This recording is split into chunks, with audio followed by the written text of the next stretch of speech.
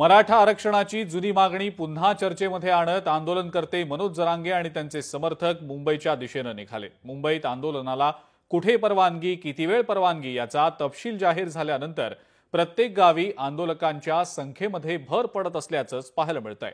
ऐन गणेशोत्सवात आरक्षणासाठीचं आंदोलन होणार असल्यानं तगडा पोलीस बंदोबस्त देखील ठेवण्यात आलेला आहे। पाहूयात या सगळ्या संदर्भातला हा स्पेशल रिपोर्ट।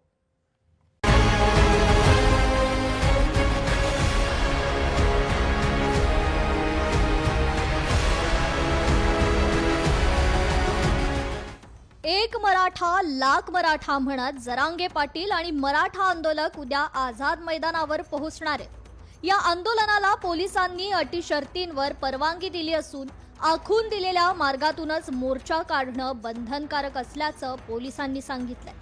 पूर्व परवानगीशिवाय ध्वनिक्षेपकांचा वापर करता येणार नाही, तर आझाद मैदानात अन्न शिजवण्यास पोलिसांनी मनाई केली असून आझाद मैदानाची स्वच्छता देखील आंदोलनकर्त्यांची जबाबदारी असल्याचं मुंबई पोलिसांनी पत्रात स्पष्ट केलंय। आंदोलनात लहान मुलं, गरोदर स्त्रिया तसेच वृद्धांना सहभागी न करण्याच्या सूचना देखील देण्यात आल्या। मनोज जरांगे यांच्या आंदोलनाविरोधात मुंबई उच्च न्यायालयात दाखल जनहित याचिकेत प्रशासनाने घातलेल्या अटी शर्तींचं पालन करणं बंधनकारक आहे। मुंबई पोलिसांनी आंदोलनाला परवानगी देताना मुंबई उच्च न्यायालयाने दिलेल्या अंतरिम आदेशाची प्रत तसेच नियमावलीची प्रत देखील सोबत जोडली आहे। अटी शर्तींचे उल्लंघन करत कायद्याचा भंग केल्यास आंदोलन बेकायदेशीर ठरवून कायदेशीर कारवाईचा इशारा देखील मुंबई पोलिसांनी दिलाय।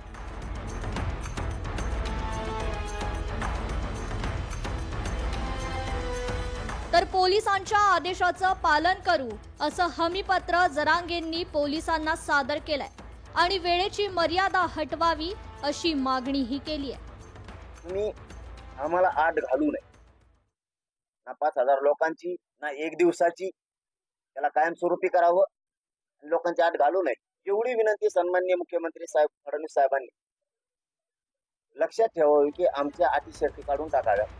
आता या सगळ्या पार्श्वभूमीवर तगडा बंदोबस्तही ठेवण्यात आलाय। आझाद मैदान परिसरात 1,500हून अधिक पोलीस कर्मचाऱ्यांचा फौज फाटा तैनात असेल, तर 200 पेक्षा अधिक पोलीस अधिकाऱ्यांची उपस्थिती असणार आहे। याखेरीज दंगल नियंत्रण पथकही या आंदोलनाच्या पार्श्वभूमीवर सज्ज ठेवण्याचा निर्णय घेण्यात आलाय। कायदा सुव्यवस्था रक्षण करण्यासाठी पोलिसांनी मोठा फौजफाटा तैनात केलेला आहे। मात्र पोलिसांबरोबर दंगल पथक देखील इथे आलेला आहे। RAF ला देखील इथे बोलवण्यात आलेलं आहे, पाचारण करण्यात आलेलं आहे, जेणेकरून या सगळ्या आंदोलनादरम्यान कोणताही अनुचित प्रकार घडू नये। मनोज जरांगे पाटील यांचं आंदोलन सुरळीतपणे पार पडावं यासाठी अतोनात सरकारकडून प्रयत्न सुरू असल्याचं देखील पाहायला मिळतंय। तर जिथून जरांगे पाटील आणि मराठे मुंबईत प्रवेश करतील त्या नवी मुंबई परिसरातही पोलिसांनी बंदोबस्तात वाढ केली असून होणारी गर्दी लक्षात घेता वाहतुकीच्या मार्गात बदल करण्याचा निर्णय घेण्यात आलाय।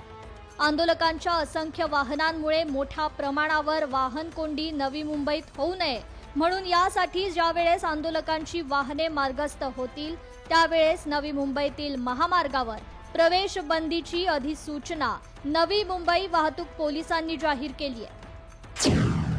नवी मुंबई पोलीस आयुक्तालय हद्दीत आजपासून सकाळी 10 वाजल्यापासून ते 29 ऑगस्ट पर्यंत सर्व प्रकारच्या जड अवजड वाहनांच्या वाहतुकीस बंदी। रुग्णवाहिका, पोलिसांची वाहने, अग्निशमन दल वाहने, शासकीय वाहने यांना बंदी लागू नाही। दुचाकींसाठी कळंबोली सर्कल मार्गे पनवेल शिव महामार्गावरून आणि खालापूर आणि खोपोली मार्गाचा वापरास परवानगी। दरम्यान कळंबोली येथील मॅकडोनल्ड हॉटेल समोरील पनवेल शिव महामार्गावरून मुंबईकडे जाण्याचं आवाहन। हलक्या वाहनांनी पनवेल शहर, कळंबोली, उरण फाटा या अंतर्गत मार्गांचा वापर करावा। CBD मधील वाहनांना सुद्धा आंदोलकांची वाहने ज्यावेळेस पाम बीच मार्गावरून जातील त्यावेळीच हा मार्ग वापरता येणार नाही। यावेळी आर्म मार्ग आणि ठाणे मार्गाने पर्यायी वाहतूक करावी।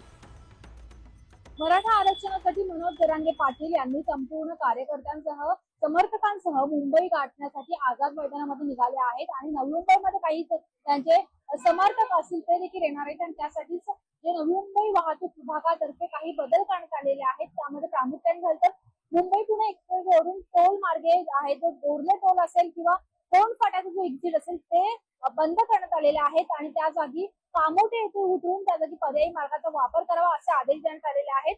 लाखो मराठे आहेत ते मुंबईच्या दिशेने नवी मुंबईकडे जाण्यासाठी निघालेले आहेत. संवादानं तोडगा निघू शकतो असं सरकारकडून सातत्यानं जरांगेंना सांगितलं जातंय. तर दुसरीकडे मात्र आता चर्चा नाही तर थेट अंमलबजावणी यावर जरांगे ठाम आहेत. तेव्हा आता उद्या या आंदोलनावर कसा आणि केव्हा तोडगा निघतो हे पाहणं महत्त्वाचं असेल. ब्युरो रिपोर्ट, लोकशाही मराठी, मुंबई.